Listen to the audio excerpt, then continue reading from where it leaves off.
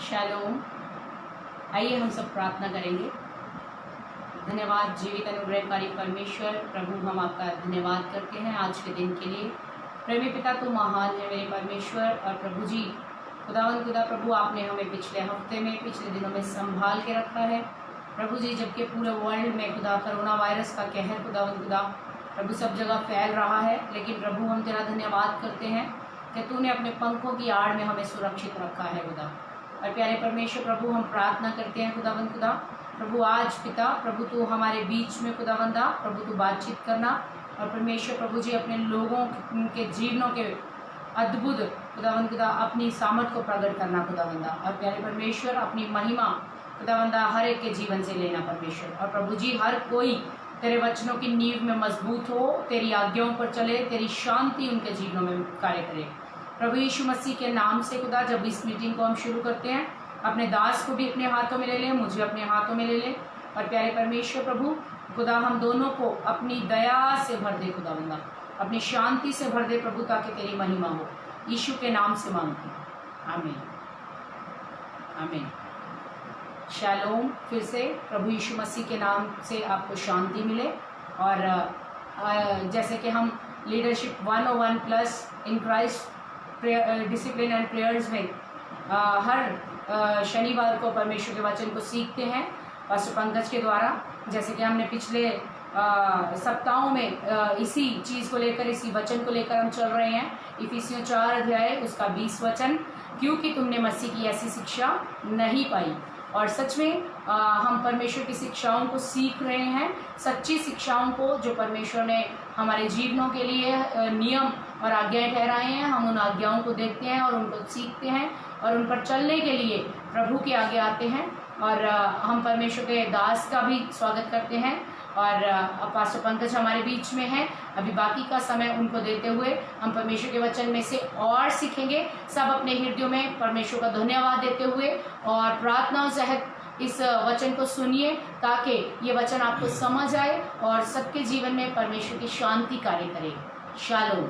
Shalom. सबको प्रभु यीशु मसीह के नाम में शांति और अनुग्रह मिलता रहे।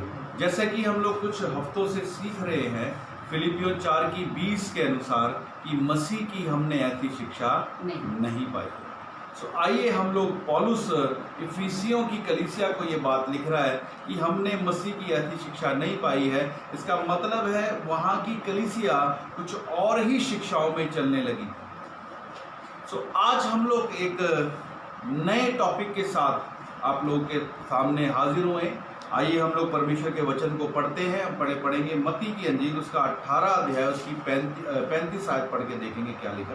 इसी प्रकार यदि तुम में से हर एक अपने भाई को मन से क्षमा ना करेगा, तो मेरा पिता जो स्वर्ग में है तुमसे वैसा ही करेगा। आमीन। देखिए, यहाँ पर जो वचन को हम पढ़ रहे हैं तो हम जान रहे हैं कि आज का हमारा टॉपिक, आज का हमारा सब्जेक्ट जो है वो फॉरगिवनेस यानी कि माफ़ी है।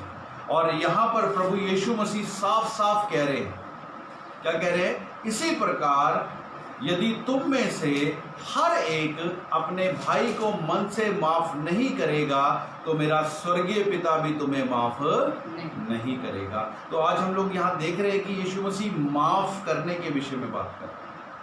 और ये वचन जो है वो हर एक के लिए है, क्योंकि वो क्या बोल रहा है? हर तुम में से हर एक। तो ये वचन किसके लिए? हम में से हर एक के लिए है। और वो क्या बोल रहा है? माफ करने के विषय में बात कर रहा है। और दूसरी बात वो कह रहा है, माफ करना है तो मन से माफ करना। तो एक बार इस आयत को फिर से पढ़ेंगे। इसी प्रकार यदि तुम में से हर एक अपने भाई को मन से क्षमा ना करेगा, मन से क्षमा नहीं करेगा, तो मेरा पिता जो स्वर्ग में है तुमसे भी वैसा ही करेगा। क्या कहता है? अगर तुम माफ नहीं करोगे तो तुम्हारा स्वर्गीय पिता भी तुम्हें माफ नहीं करेगा। हमें माफ कहाँ से करना है? बाइबल कहती है हमें माफ मन से करना है। लेकिन हम लोग माफ कहाँ से करते हैं? हम लोग मन से माफ नहीं करते, हम लोग मुंह से माफ करते हैं। कैसे? हम लोग कहते हैं कि चलो परमेश्वर का वचन में लिखा है, पास्टर जी ने कहा है माफ करने के लिए, मैं पास्टर जी आप पे कहने पर परमेश्वर के वचन के अनुसार मैं माफ कर देता हूं, लेकिन पहले जैसा रिश्ता नहीं रखूंगा। आपको मेरी बात समझ आ रही है? माफ कर देता हूं लेकिन पहले जैसा रिश्ता नहीं रखूंगा। पहले जैसे उसके साथ जाकर खाता था, पीता था, बैठता था, उड़ता था और सुबह सुबह व्हाट्सएप पे गुड मॉर्निंग का मैसेज भी करता था, वो नहीं करूंगा, लेकिन मैंने माफ कर दिया। तो ये माफी जो है वो कहां से? ये माफी मुंह से है, लेकिन प्रभु यीशु मसीह का वचन कहता है जब तक तुम अपने भाई को मन से माफ नहीं करो। तो आज हमें मुंह से नहीं, मन से माफ करना है। और दूसरी बात कहता है अपने भाई को। और मैं यहां आपको एक बात बताना चाहता हूं, ये भाई जो है वो कोई भी हो सकता है। आपका भाई आप कोई भी हो सकता है, जैसे पति हो सकता है, पत्नी हो सकती है, बच्चे हो सकते हैं, रिश्तेदार हो सकते हैं, सास ससुर, कोई भी हो सकता है जो मसीह में है, और जो मसीह में नहीं है वो कोई भी हो सकता है। और आपको उसको क्या करना है? मन से माफ करना है, ना कि मुंह के शब्दों से माफ करना है। देखिए आगे पढ़ेंगे हम लोग मत्ती की इंजील उसका 5 अध्याय उसकी 23 और 24 आयत पढ़ेंगे। मत्ती की इंजील उसका 5 अध्याय उसकी 23 और 24 आयत में देखेंगे क्या लिखा है। इसीलिए यदि तू अपनी भेंट वेदी पर लाए, आगे, और वहां तू स्मरण करे कि तेरे भाई के मन में तेरे लिए कुछ विरोध है, तो अपनी भेंट वहीं वेदी के सामने छोड़ दे और जाकर पहले अपने भाई से मेल मिलाप कर। क्या बोल रहा है? देखिए यहाँ पर परमेश्वर का वचन प्रभु यीशु मसीह क्या बोल रहा है? बोलता अगर तू वेदी पर भेंट चढ़ाने आए। बाइबल में आप देखेंगे पुराने नियम में जब लोग खुदा के घर में आते थे वो खाली हाथ नहीं आते थे, वो अपने साथ कुछ ना कुछ खुदा के लिए भेंट चढ़ाने लेके आते, क्योंकि खुदा ने कहा था कि मूसा को कि इजराइलियों को कह दे ये खाली हाथ मुझे चेहरा ना दिखाए। तो जब भी वो खुदा के घर में आते थे, जो कुछ उनके पास था, चाहे आटा था, चाहे तेल था, चाहे चावल था, चाहे जानवर थे, वो कुछ ना कुछ खुदा के पास लेकर आते थे। लेकिन आज हमें इन सबको बलि चढ़ाने की जरूरत नहीं, क्योंकि यीशु मसीह हमारे लिए बलिदान हो गया। लेकिन आज भी हम खुदा के घर में आते हैं, और खुदा के घर में हम खाली हाथ नहीं आते। हम लोग क्या करके लेके आते हैं? कई बार हम शुक्रगुजारी की भेंट यानी पैसा लेके आते हैं। और परमेश्वर हम लोग क्या करते हैं? जब आराधना करते हैं तब भी हम खुदा को शुक्रगुजारी की भेंट चढ़ाते हैं। आराधना करना, उसकी महिमा करना, ये भी क्या है? शुक्रगुजारी की भेंट है। तो बोलता जब तू खुदा के घर में आए और तुझे याद आए कि तेरे भाई के मन में तेरे प्रति क्या है? बैर है। यहां ये लिखा है तेरे भाई के मन में, और ये बात ये नहीं कह रही कि तेरे मन में, वो क्या कहता है? तेरे भाई के मन में। और मैंने बोला भाई कोई भी हो सकता है, पत्नी हो सकती है, पति हो सकता है, सास बहू, कोई भी हो सकता है, आपका रिश्तेदार हो सकता है, जहां आप काम करते हैं वहां के लोग हो सकते हैं, वो कोई भी हो सकता है। तो क्या बोलता है? यदि तेरे को याद आए कि तेरे भाई के मन में तेरे प्रति विरोध है, तो पहले जाकर उसे क्या कर? मेल मिलाप कर, और फिर अपनी आकर भेंट कर। देखिए मेल मिलाप का मतलब क्या है? मेल मिलाप का मतलब है, और माफी, जो माफी है मैं आपको बताना चाहता हूं, माफी जो है वो हम मुंह से करते हैं, लेकिन मेल मिलाप कहां से होता है? मन से होता है। मेल मिलाप का मतलब क्या है? पहले जैसा रिश्ता करना। जैसे आप उसके साथ पहले खाते थे, आते थे, जाते थे, बैठते थे, समय बिताते थे, वैसा रिश्ता करना। और वो मुंह से नहीं है, मन से है, याद रखिएगा। तो वो क्या कहता है? पहले अपने भाई से जाकर क्या कर? मेल मिलाप कर। भाई कौन है? कोई भी हो सकता है। बोलता पहले जाकर उससे मेल मिलाप कर, तब अपनी भेंट चढ़ाना, और तब तेरी भेंट क्या होगी? कबूल होगी। जब आप उत्पत्ति में पढ़ते हैं, उत्पत्ति 4 अध्याय में वहां केन और हाबिल के विषय में देखते हैं। केन और हाबिल, आप देखेंगे हाबिल की भेंट को परमेश्वर ने कबूल किया, लेकिन केन की भेंट को परमेश्वर ने कबूल नहीं किया। उसका एक मुख्य कारण ये भी रहा है कि वो अपने भाई से क्या करता था? नफरत करता था, वो अपने भाई से बैर करता था। खुदा ने हाबिल की भेंट कबूल की, लेकिन केन की भेंट परमेश्वर ने कबूल नहीं की। तो मैं आज आपको एक बात बोलना चाहता हूं, अगर आप अपने भाई से बैर रखते हैं, भाई कौन है? कोई भी हो सकता है। अगर आप उससे बैर रखते हैं तो मैं आज आपको ये बात बताना चाहता हूँ, परमेश्वर आपकी भेंट को, आपकी प्रार्थना को कबूल नहीं करेगा। तो वचन क्या कहता है? पहले जाकर अपने भाई से मेल मिलाप का मतलब क्या है? पहले जैसा रिश्ता कर ले, तब आकर भेंट चढ़ाना, तब तेरी भेंट क्या होगी? कबूल होगी। हालेलुया। सो क्या कह रहा है? आगे पढ़ेंगे कलुसियों 3:13 में देखेंगे हम क्या लिखा। कलुसियों की पत्री उसका 3 अध्याय उसकी 13 में देखेंगे। जैसे कि भाई बहन हमारे साथ कुछ लाइव जुड़ चुके हैं, सो मैं धन्यवादी हूँ आप लोगों का। और मैं आप लोगों से विनती करूंगा, जब इस प्रोग्राम को आप लाइव देख रहे हैं तो इस प्रोग्राम को आप शेयर कर सकते हैं ताकि दूसरे लोग भी आशीष पाएं।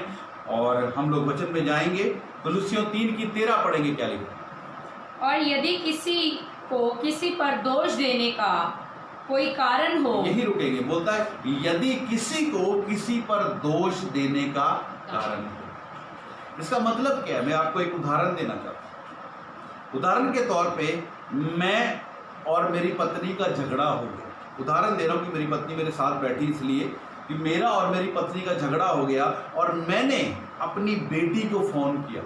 और मैंने अपनी बेटी को फोन करके क्या बोला कि तेरी माँ तो ऐसी है, वो बहुत लालची है, वो अच्छी औरत नहीं है, ऐसा है वैसा है। उसको बोला और उसने फोन पे क्या कर लिया? रिकॉर्ड कर लिया और उसने अपनी मम्मी को आकर दे दिया।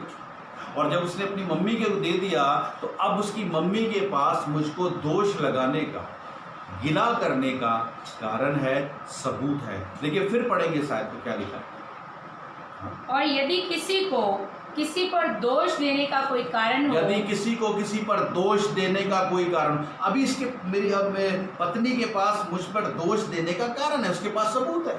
कई बार हमारे पास भी सबूत होता है, हमने अपनी आंखों से देखा सुना बुराई करते हुए, अपनी सास को, अपनी बहू को, अपने रिश्तेदार को, अपने पड़ोसी को, अपने जहाँ कुलीग है उसको, जहाँ हम काम करते हैं वहाँ के व्यक्ति को हमने अपनी आंखों से देखा है, सुना है, हमारे पास सबूत भी है। तो वचन क्या कहता है हम पढ़ेंगे, इसका वचन क्या कहता है हम पढ़ेंगे, आगे पढ़ेंगे क्या लिखा, पढ़ो। और यदि किसी को किसी पर दोष देने का कोई कारण हो, आगे तो एक दूसरे की सह लो। वचन क्या कहता है? एक दूसरे की सह लो। आगे और एक दूसरे के अपराध क्षमा करो। एक दूसरे के अपराध क्या करो? क्षमा करो। आगे पढ़े क्या लिखा? जैसे प्रभु ने तुम्हारे अपराध क्षमा किए, जैसे प्रभु ने तुम्हारे अपराध क्षमा किए, वैसे ही तुम भी करो। वैसे ही तुम भी करो। अगर तुम क्षमा नहीं करोगे तुम्हारे अपराध भी क्षमा नहीं किए जाएंगे। ये बात याद रखिएगा, जैसे प्रभु ने माफ किए हैं वैसे आप भी करो। चाहे आपने देखा है, सुना है, आपके पास सबूत भी है, आप क्या करो? माफ करो। एक आयत और पढ़ लेंगे हम लोग, पढ़ेंगे पहला यूहन्ना उसका 4 अध्याय उसकी 20 आयत पढ़ के देखेंगे यहाँ परमेश्वर का वचन हमें क्या कहता है। पढ़ेंगे पहला यूहन्ना उसका 4 अध्याय उसकी 20 आयत में देखेंगे परमेश्वर का वचन हमें क्या कहता है। जल्दी से पढ़ेंगे। यदि कोई कहे मैं परमेश्वर से प्रेम रखता हूँ, यदि कोई कहे कि मैं परमेश्वर से प्रेम रखता हूँ, मैं ये सवाल आज आपसे पूछता हूँ, क्या आप परमेश्वर से प्यार करते हो? तो ये वचन आपके लिए जो खुदा से प्यार करने वाले उनके लिए वचन है। दोबारा पढ़ेंगे क्या लिखा है। यदि कोई कहे मैं परमेश्वर से प्रेम रखता हूँ, मैं परमेश्वर से प्रेम रखता हूँ, आगे, और अपने भाई से बैर रखे। अपने भाई कौन है? कोई भी हो सकता है। अब परमेश्वर से प्यार करता हूँ लेकिन अपने भाई कौन है? कोई भी हो सकता है। उससे बैर करता हूँ तो वह झूठा है। तो क्या कहता है? वह झूठा है। आगे, क्योंकि जो अपने भाई से जिसे उसने देखा है प्रेम नहीं रखता, आगे, तो वह परमेश्वर से भी जिसे उसने नहीं देखा प्रेम नहीं रख सकता। देखिए, जिसको देखता है उससे तो प्यार करता नहीं, जिसको कभी नहीं देखा परमेश्वर को, उससे क्या प्यार करेगा? और परमेश्वर का वचन कहता है वो झूठा है, उसकी भक्ति झूठी है। इसका मतलब उसका प्रार्थना करना, रोजा रखना, चर्च जाना, दशमांश देना, बाइबल पढ़ना, मैं ये नहीं बोल रहा कि इसको नहीं करना है, ये बहुत फायदे की चीज़ है, लेकिन अगर हम प्यार नहीं करते तो उसका कोई भी फायदा नहीं है। देखिए, एक चीज़ हम जल्दी से और देख लेंगे। हम लोग जाएंगे पहला यूहन्ना उसका 1 अध्याय उसकी 5 आयत से पढ़ेंगे। पहला यूहन्ना 1 अध्याय उसकी 5 आयत से पढ़ के देखेंगे क्या लिखा। जो समाचार हमने उससे सुना बड़े ध्यान से सुनिएगा इस बात को, जो समाचार हमने उससे सुना और तुम्हें सुनाते हैं और तुम्हें सुनाते हैं वह यह है वह ये है कि परमेश्वर ज्योति है परमेश्वर क्या है? ज्योति है। वचन क्या बोलता है? परमेश्वर ज्योति है। आगे, और उसमें कुछ भी अंधकार नहीं। और बोलता उसमें जरा सा भी अंधकार नहीं। ये बात आपको ही पता, परमेश्वर ज्योति है, उसमें जरा सी भी बुराई और अंधकार नहीं है। आगे पढ़े, क्या लिखा है? यदि हम कहें यदि हम कहें कि उसके साथ हमारी सहभागिता अगर है हम कहें हमारी उसके साथ सहभागिता का मतलब क्या? संगति है। और फिर अंधकार में चलें, बाइबल क्या कहती है? पहली चीज बोलता है परमेश्वर ज्योति है, उसमें जरा सा भी अंधकार नहीं। दूसरी बात कहता है अगर हम कहते हैं हमारी उसके साथ संगति, संगति का मतलब क्या है? कि रब साडे नाल गल्लां करता है ना। भैणा कहती है भाई ਅਸੀਂ ਜਦੋਂ ਰੋਟੀਆਂ ਪਕਾਉਂਦੀ ਸੀਗੀਆਂ ਰੱਬ ਸਾਡੇ ਨਾਲ ਗੱਲਾਂ करता ਸੀ, और भाई कहते हैं ਜਦੋਂ ਅਸੀਂ ਗੱਡੀ कार चलाते हैं तो परमेश्वर हमसे बात करता है। इसका मतलब क्या है? ये संगति है। और उसके बाद हम अंधकार में चले तो क्या बोलता है? आगे, यदि हम कहें कि उसके साथ हमारी सहभागिता है और फिर अंधकार में चले फिर अंधकार में चले तो हम झूठे हैं वचन कहता हम झूठे हैं। कैसे झूठे हैं? और सत्य पर नहीं चलते। सत्य पे नहीं चलते। अब इस वचन को ध्यान से समझिएगा। बोलता परमेश्वर रोशनी है, उसमें जरा सा भी अंधकार नहीं। लेकिन हम लोग कहते हैं हमारी उसके साथ दोस्ती है, हमारा उसके साथ उठना बैठना है, परमेश्वर हमसे बात करता है, लेकिन हम लोग फिर भी अंधकार में चलते हैं तो हम झूठे हैं। कैसे? एक वचन जब हम पढ़ेंगे हम पता लग जाएगा कि हम रोशनी में हैं या अंधकार में हैं। हम पढ़ेंगे 2:9, पहला यूहन्ना 2:9 आयत पढ़ेंगे और ये बताएगी कि हम ज्योति में है या नहीं है। क्योंकि मैं फैसला करने वाला नहीं हूँ, परमेश्वर का वचन फैसला करने वाला है कि ज्योति में है या अंधकार में। पढ़ेंगे क्या लिखा है? जो कोई यह कहता है जो कोई ये कहता है कि मैं ज्योति में हूँ और मैं ज्योति में हूँ और अपने भाई से बैर रखता अपने है, भाई से बैर करता है, वह अब तक अंधकार ही में क्या है। कह रहा है वचन? जो कोई कहता है मैं ज्योति में, ज्योति कौन है? यीशु मसीह। यूहन्ना 8:12 में लिखा, वो कहता है मैं जगत की ज्योति। और जो कोई कहता है मैं ज्योति में हूँ, मैं लाइट में हूँ, मैं रोशनी में हूँ, मैं मसीह में हूँ, लेकिन अपने भाई से, भाई कौन है? वो कोई भी हो सकता है, अगर उससे बैर करता है तो वचन कहता है वो झूठा है, वो अब तक अंधकार में है। एक बार फिर 9 आयत पढ़ के देखेंगे क्या लिखा है। जो कोई यह कहता है जो कोई ये कहता है कि मैं ज्योति में हूँ मैं ज्योति में हूँ और अपने भाई से बैर रखता है, अपने भाई, भाई कौन है? कोई भी हो सकता, अपने भाई से बैर करता है, वह अब तक अंधकार ही वह में है। अब तक अंधकार में है, वो ज्योति में नहीं है। ज्योति कौन है? प्रभु यीशु मसीह। समझ आ रही है? अगर आप अभी भी अपने भाई से, भाई कौन है? कोई भी हो सकता है, पत्नी हो सकती है, पति हो सकता है, रिश्तेदार हो सकता है, सास हो सकती, बहू हो सकती, पड़ोसी हो सकता है, जहां हम लोग रहते हैं और जहां हम काम करते हैं वहां के लोग हो सकते हैं। अगर आप उनसे नफरत करते हैं तो मैं बताना चाहता हूं आप ज्योति में नहीं हो, अंधकार में हो। कि मैं नहीं बोल रहा, परमेश्वर बोल रहा। और ज्योति में हम नहीं होकर अंधकार में रहकर हम बोले कि ज्योति के साथ हमारा मेल मिलाप है। हमने पढ़ा ना, हमने पढ़ा 1:5 जब हमने पढ़ते वहां लिखा है परमेश्वर ज्योति, उसमें जरा सा भी अंधकार नहीं। और हम कहते हमारी उसके साथ संगति है और हम अंधकार में चलते हैं तो हम क्या है? झूठे। तो मैं आज बताना चाहता हूं, जो लोग कहते हैं कि नहीं जी अति रब दे विच, लेकिन अपने भाई से, भाई कौन है? कोई भी होता है, उससे अगर नफरत करते हैं तो वो झूठ बोल रहे हैं, वो ज्योति में नहीं है। आगे पढ़े क्या लिखा?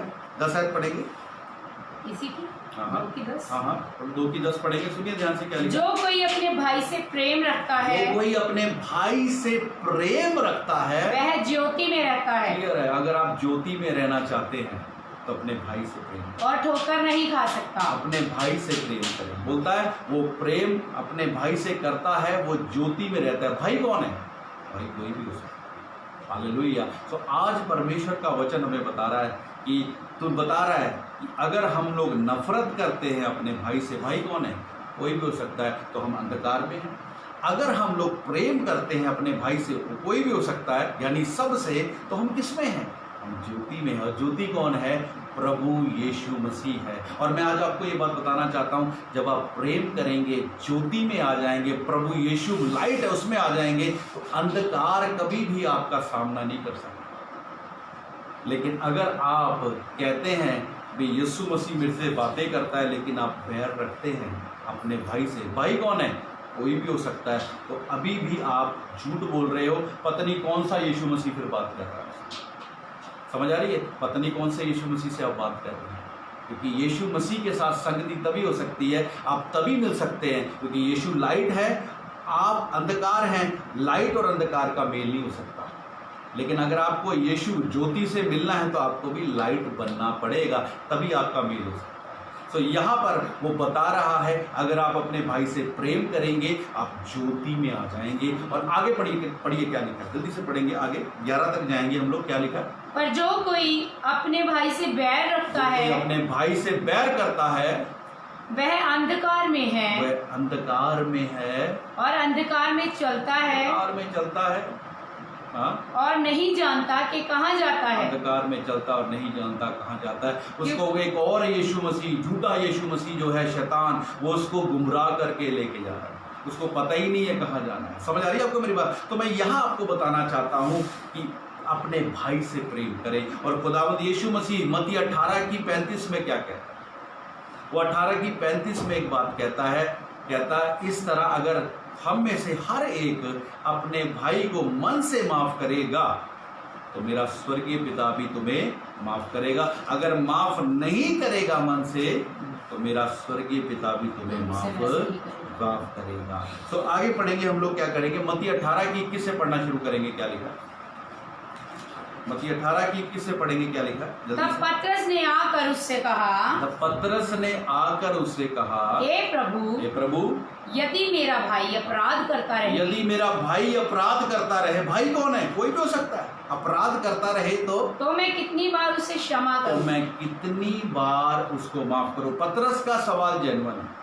कई बार हम भी यही बात बोलते हैं, पास्टर जी आप माफ के बारे में तो सिखा रहे हैं, परमेश्वर भी माफी के विषय में कह रहा है, लेकिन मैं कितनी बार अपने भाई को माफ करूं?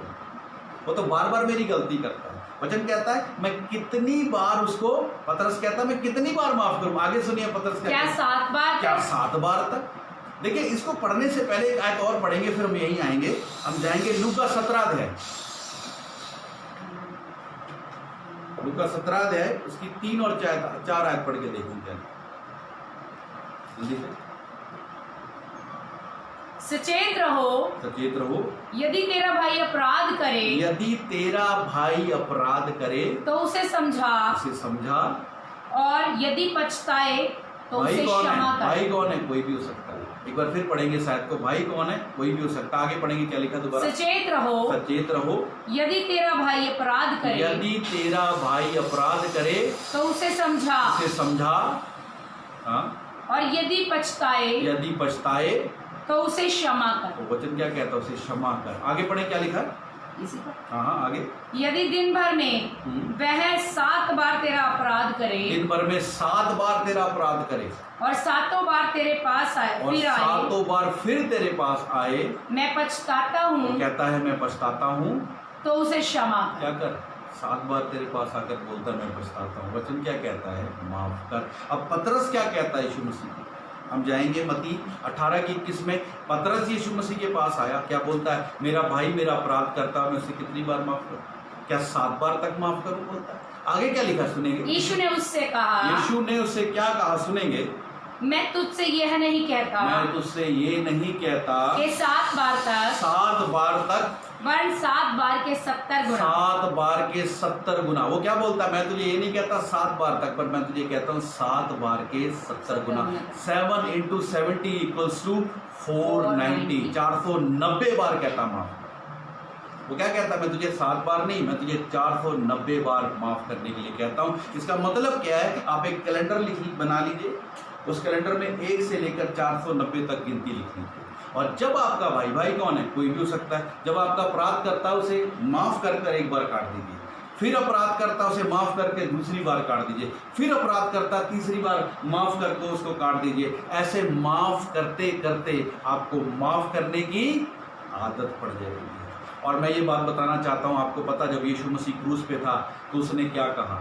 जिन लोगों ने उसे क्रूस पे चढ़ाया था, कहता हे पिता इन्हें माफ कर, क्योंकि ये नहीं जानते ये क्या करते हैं। आपको पता है यीशु मसीह को माफ करने की आदत है। और उसके माफ करने की आदत ने उसे मुर्दों में से जिलाकर पिता की दाहिनी ओर बिठा दिया। और अगर आप भी माफ करते रहेंगे तो आपको भी माफ करने की आदत पड़ जाएगी, और एक दिन पिता, स्वर्गीय पिता, पवित्र आत्मा उसे हमें मुर्दों में से जिलाकर पिता अपनी दाहिनी ओर बिठाएगा। समझ आ रही है? तो माफ करने में ये पावर है। तो क्या बोलता है? 7 बार तक बोलता नहीं, 7 बार नहीं, 7 बार के 70 गुना, यानी 490 बार माफ कर। माफ करने की आदत डाल ले। अभी आगे पढ़िए क्या लिखा। देखिए यीशु मसीह बड़ी अच्छी कहानी बता रहे हैं। इसलिए स्वर्ग का राज्य एक राजा के समान है। होता है एक स्वर्ग का राज्य एक राजा के समान है। वो कहानी बता रहा है, यहाँ पे एक राजा है। आगे सुनिए क्या लिखा। जिसने अपने दासों से लेखा लेना चाहा। जिसने अपने दासों से लेखा लेना चाहा। आगे। जब वह लेखा लेने लगा। और जब वह लेखा लेने लगा। आगे। तो एक जन उसके सामने लाया गया। और एक जन उसके सामने लाया गया जो 10,000 तोड़े का कर्जदार था। जिसने अपने राजा के स्वामी के 10,000 रुपए देने थे। हमारी लैंग्वेज में 10,000 रुपया देना था। आगे पढ़े क्या लिखा है। जबकि चुकाने को उसके पास कुछ भी ना था। और पे करने के लिए, वापस लौटाने के लिए उसके पास एक भी रुपया नहीं था। आगे पढ़े क्या लिखा। तो उसके स्वामी ने कहा, यह और इसकी पत्नी और बाल बच्चे जो कुछ इसका है सब बेचा जाए और कर्ज चुका दिया। राजा ने क्या बोला? राजा कहता है इस आदमी को, इसकी पत्नी को, इसके बच्चों को और जो कुछ इसके पास है सबको बेचा जाए और कर्ज चुका दिया जाए। अब आगे क्या हुआ सुनिए ध्यान से। इस पर उस दास ने गिरकर उसे प्रणाम किया। दास ने गिरकर उसे क्या किया? प्रणाम किया। सुनिएगा ध्यान और से। कहा, और कहा, हे स्वामी धीरज धर। हे स्वामी धीरज धर। आगे। मैं सब कुछ भर दूंगा। क्या बोलता है? स्वामी धीरज धर, मैं तेरा एक एक रुपया लौटा दूंगा, मुझे साल 6 महीने का क्या कर समय दे। उसके बाद क्या हुआ सुनिए। तब उस दास के स्वामी ने तरस खाकर उसका सारा कर्ज क्षमा कर दिया। और दास के स्वामी ने क्या किया? राजा ने क्या किया? उस पर तरस खा के उसका कर्जा माफ कर दिया। आगे। परंतु जब वह दास बाहर निकला, उसका सारा कर्जा माफ कर दिया। उसे टाइम नहीं दिया कि चल 6 महीने साल बाद मेरा वापस मोड़ दियो, लेकिन उसने सारा कर्जा क्या कर दिया? माफ कर दिया। और जब ये आदमी जिसके 10,000 माफ हुए, जब वो बाहर निकलता है तो क्या करता है? सुनिएगा ध्यान से। परंतु जब वह दास बाहर निकला तो उसके संगी दासों में से एक उसको मिला। और उसके संगी दासों में से एक उसको मिला। आगे। जो उसके 100 दिनार का कर्जदार जो था। उसके 100 दिनार का कर्जदार था। आगे। उसने उसे पकड़कर गला घोंटा। उसने पकड़कर क्या किया? गला घोटा। अब देखिए राजा ने उससे 10,000 लेने थे, लेकिन राजा ने उसका गला नहीं घोटा। 10,000 रुपये माफ हुआ उसका, लेकिन यहाँ 100 रुपये की बात है। 100 रुपये के पीछे वो उसका गला पकड़ा। आगे पढ़े क्या लिखा। और कहा, जो कुछ तुझ पर कर्ज है भर दे। कुछ तुझ पे कर्ज है अभी दे, अभी चाहिए मुझे। आगे पढ़े क्या लिखा। इस पर उसका संगी दास गिरकर उससे विनती करने लगा। जैसे वो राजा के सामने विनती कर रहा था, आप उसका जो संगी दास है उसके आगे क्या विनती करता सुनेंगे। धीरज धर, मैं सब भर दूंगा। धीरज धर, मुझे साल 6 महीने का टाइम दे दे, मैं एक एक रुपया तेरा क्या कर दूंगा? भर दूंगा। आगे बढ़े क्या लिखा। उसने ना माना, लेकिन उसने नहीं मानी। हाँ। परंतु जाकर उसे बंदी गृह में डाल दिया। जाकर उसे बंदी गृह में डाल दिया। देखिए उसने, राजा ने उसके ऊपर दया की, उसके 10,000 माफ किए, लेकिन वो 100 रुपये अभी नहीं छोड़ पाया। अभी आगे बढ़े क्या लिखा है। क्या लिखा कि जब तक कर्ज भर ना दे, जब तक कर्ज ना भर दे तब तक वहीं रहे। तब तक वहीं रहे। अभी आगे बढ़े क्या लिखा है। उसके संगी दास यह जो हुआ था देखकर बहुत उदास हुए। अब जब उसके संगी दास थे, जब उन्होंने ये सब कुछ देखा तो देखकर क्या हुए? बड़े उदास हुए। उनको बड़ा अच्छा नहीं लगा। कि अभी आगे पढ़े क्या लिखा। और जाकर अपने स्वामी को पूरा हाल बता दिया। जाकर राजा को, स्वामी को सारी बात बता दी। आगे पढ़े क्या लिखा है। तब उसके स्वामी ने उसको बुलाकर उससे कहा। अब स्वामी ने उसको बुलाकर उससे क्या कहा? ध्यान सुनिएगा आगे क्या लिखा है। हे दुष्ट दास। क्या बोलता है? हे दुष्ट दास, तूने जो मुझसे विनती की, तो मैंने तेरा पूरा कर्ज क्षमा कर दिया। तूने मुझसे विनती की, मैंने तेरा सारा कर्जा माफ कर दिया। 10 का 10,000 माफ कर दिया। आगे। इसलिए जैसा मैंने तुझ पर दया की थी, तुझ पे दया की थी, वैसे ही क्या तुझे भी अपने संगी दास पर दया करना ना चाहिए राजा था। कहता तूने मुझे एक बार बोला, मैंने तेरा 10 का 10,000 माफ कर दिया। जैसे मैंने तुझ पे दया की, वैसे क्या तुझे अपने संगी दास को दया नहीं करनी चाहिए थी? आप बोले दया करनी चाहिए थी कि नहीं चाहिए थी? दया करनी चाहिए थी, क्योंकि इसकी इतनी बड़ी रकम माफ हो। लेकिन आगे क्या हुआ, सुनिए ध्यान से, आगे क्या किया राजा ने? और उसके स्वामी ने क्रोध में आकर, उसके स्वामी ने, राजा ने गुस्सा में आकर, आगे पढ़े क्या लिखा है? उसे दंड देने वालों के हाथ सौंप दिया। उसे दंड देने वालों के हाथ सौंप दिया कि जब तक वह सब कर्ज भर ना दे, जब तक वो सारा पैसा भर ना दे, तब तक उनके हाथ में रहे। और तब तक क्या रहे? उनके हाथ में। अब बताइए कि राजा ने सही किया या गलत किया? राजा ने बिल्कुल सही किया। अब देखने वाली बात है, इस कहानी में राजा कौन है? इस कहानी में राजा परमेश्वर है। और वो 10,000 का करदई कौन है? वो 10,000 का करदई मैं हूं। बोलिए कौन है? मैं हूं। और वो 100 रुपये वाला करदई कौन है? वो कोई भी हो सकता है, पति हो सकता है, पत्नी हो सकती है, रिश्तेदार हो सकता है, पड़ोसी हो सकता है, वो कोई भी हो सकता है। उस कहानी में परमेश्वर ने हमारे कितने बड़े कर्जे को माफ कर दिया, लेकिन हम छोटी सी गलतियों को भी माफ नहीं करते, हम माफ नहीं करते। अभी आगे पढ़ेंगे क्या लिखा है। इसी प्रकार, कहता इसी प्रकार, किसके प्रकार? इस कहानी के प्रकार, जो कहानी यीशु मसीह ने सुनाई है। आगे पढ़े क्या लिखा है? यदि तुम में से हर एक, यदि तुम में से हर एक अपने भाई को मन से क्षमा ना मन से करेगा, क्षमा नहीं करेगा, तो मेरा पिता जो मेरा पिता है, जो स्वर्ग में जो है, स्वर्ग में है, तुमसे भी वैसा ही करेगा। भी माफ नहीं करेगा। अब समझ आ रही है? जब आप माफ नहीं करेंगे तो परमेश्वर भी माफ नहीं करेगा। अगर आप माफ नहीं करेंगे तो परमेश्वर भी माफ नहीं करेगा। देखिए एक आयत पढ़ लेंगे यहाँ, मरकुस की इंजील उसका 11 अध्याय 24 से लेकर पढ़ेंगे। मरकुस की इंजील उसका 11 अध्याय 24 से आगे पढ़ेंगे। क्या लिखा है? 24 आयत से पढ़ेंगे, सुनेगा ध्यान से।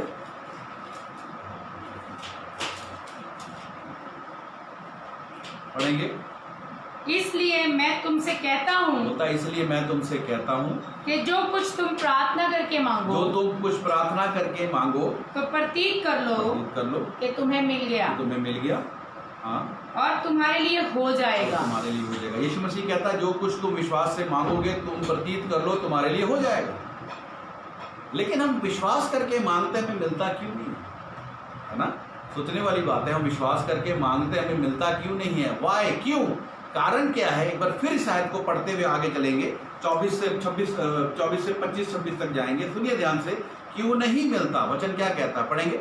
इसलिए मैं तुमसे कहता हूँ मैं तुमसे कहता हूँ कि जो कुछ प्रार्थना करके मांगो, जो कुछ प्रार्थना करके मांगो, तो प्रतीक कर लो विश्वास कर लो कि तुम्हें मिल गया, तुम्हें मिल गया। आगे, और तुम्हारे लिए हो जाएगा। तुम्हारे लिए हो जाएगा। आगे, और जब कभी तुम खड़े होकर, जब कभी तुम खड़े होकर, ध्यान सुनिएगा, खड़े प्रार्थना करते हो, प्रार्थना करते हो, तो यदि तुम्हारे मन में किसी के प्रति विरोध हो, किसी के प्रति, किसी कौन है? कोई भी हो सकता है। अगर किसी के प्रति विरोध है तो क्षमा करो, उसे क्षमा करो। आगे, इसलिए कि तुम्हारा स्वर्गीय पिता भी हाँ, तुम्हारे अपराध क्षमा करे, कि तुम्हारा स्वर्गीय पिता भी तुम्हारे अपराध और- क्षमा करे। और यदि तुम क्षमा ना करोगे, यदि तुम क्षमा नहीं करोगे, तो तुम्हारा पिता हाँ, भी जो स्वर्ग में है तुम्हारा अपराध क्षमा ना करेगा। अगर तुम क्षमा नहीं करोगे, तुम्हारे अपराध भी क्षमा नहीं होंगे। तो मैं बताना चाहता हूँ, फिर प्रार्थना करो, परमेश्वर नहीं सुने। अगर अभी तक हमारे ऊपर, देखिए यहाँ पर, अगर अभी तक हमारे ऊपर पाप का बोझ है, पाप है, तो बाइबल में लिखा, हबक्कूक की किताब 1:13 में लिखा, पढ़ के देख लीजिएगा। वहां लिखा है परमेश्वर इतना पवित्र है कि वो बुराई को देख नहीं सकता। समझ आ रही है? हम प्रभु यीशु मसीह के पास जाते हैं, प्रभु यीशु मसीह हमारी प्रार्थना सुनकर क्या करता है? हमारे पापों के बोझ को क्या करता है? उतार देता है। लेकिन हम जब दूसरों को माफ नहीं करते तो वही पापों का बोझ, वही पापों, और जब पापों का बोझ हमारे ऊपर आ गया, हमारी बुराई, हमारा पाप हमारे ऊपर आ गया, और परमेश्वर, बाइबल कहती है परमेश्वर बुराई को देख नहीं सकता। हबक्कूक 1:13 लिखा है, परमेश्वर बुराई को देख नहीं सकता। जब तक हमारे ऊपर हमारे पाप हैं, जब तक हमारे ऊपर हमारी बुराई है, हम जितनी मर्जी प्रार्थनाएं कर लो, जितने मर्जी रोजे रख लें, चाहे हम किसी भी खुदा के दास से हाथ रखवा लें, परमेश्वर हमारी ओर नहीं देखेगा, हमारी प्रार्थना नहीं सुनेगा। जब हम दूसरों के पापों को क्षमा करेंगे, छोटी छोटी गलतियों को क्षमा करेंगे, वो कोई भी हो सकता, अपने भाई यानी किसी की भी गलती, उसको माफ़ करेंगे तो परमेश्वर भी हमारी गलतियों को माफ़ कर देगा। और मैं बताना चाहता हूँ, जब हमारे पाप का बोझ हमसे उतर जाएगा, तब परमेश्वर का आशीष वाला हाथ, अनुग्रह वाला हाथ आपके ऊपर आ जाएगा। समझ आ रही है आपको मेरी बात? तब अनुग्रह वाला हाथ, बरकत वाला हाथ आपके ऊपर आएगा। तब आप मांगने की जरूरत नहीं है, सोचने की जरूरत है। आपके सोचते हुए ही परमेश्वर आपको सब चीजें दे देगा, क्योंकि वचन में लिखा है तुम्हारा स्वर्गीय पिता जानता है तुम्हें क्या चाहिए। हालेलुया। लेकिन प्रॉब्लम क्या है? हम माफ नहीं करते। हम लोग ए हमारे पिता की दुआ करते हैं, है ना? ए हमारे पिता की दुआ में क्या बोलते हैं? तो हे पिता हमारे अपराधों को क्षमा कर, जैसे कि हम दूसरों के अपराधों को क्षमा करते। हे पिता हमारे अपराधों को क्षमा कर, जैसे हम दूसरों के अपराधों को क्षमा करते हैं। क्या हम दूसरों के अपराधों को क्षमा करते हैं? तो जब तक नहीं करेंगे, वचन क्या रहा है, वो भी नहीं करेगा। मत्ती 18 की 35 पढ़ देंगे एक बार, क्या लिखा है मत्ती 18 की 35 क्या कहती है, देखेंगे। देखिए, जो लोग भाई बहन लाइव जुड़े हुए, मैं उनको बता दूं कि ये प्रोग्राम जैसे कि आप लाइव देख रहे हैं तो शेयर कर दीजिए, ताकि दूसरे लोग भी आशीष पाएं। और पढ़ेंगे हम लोग मत्ती 18 की 35। इसी प्रकार यदि तुम में से हर एक, इसी प्रकार, समझ आ रही है? इस कहानी के अनुसार, जिसमें राजा है 10,000 का करदई और 100 रुपये का करदई, कहता है इसी कहानी के अनुसार, आगे पढ़े। इसी प्रकार यदि तुम में से हर एक, यदि तुम में से हर एक अपने भाई को मन से क्षमा ना करेगा। अपने भाई को कहाँ से माफ करना है? यहाँ से, यहाँ से। मन से। मन से माफ करने का मतलब क्या है? पहले जैसा रिश्ता। परमेश्वर ने केन की भेंट को कबूल नहीं किया। क्यों? क्योंकि केन अपने भाई से क्या करता है? वो अपने भाई से नफरत करता है। याद रखिएगा, परमेश्वर ने केन की भेंट को कबूल नहीं किया। सो आज अगर हम लोग नफरत करते हैं अपने भाई से, भाई कौन है? कोई भी हो सकता है, तो परमेश्वर हमारी प्रार्थना और हमारी भेंट को कबूल नहीं करता। तो आज मैं ये बात कहकर आपको उत्साहित करना चाहता हूँ, आप माफ कर दीजिए। आपके मन में किसी के प्रति भी नफरत है, बोझ है, तो उसे माफ कर दीजिए।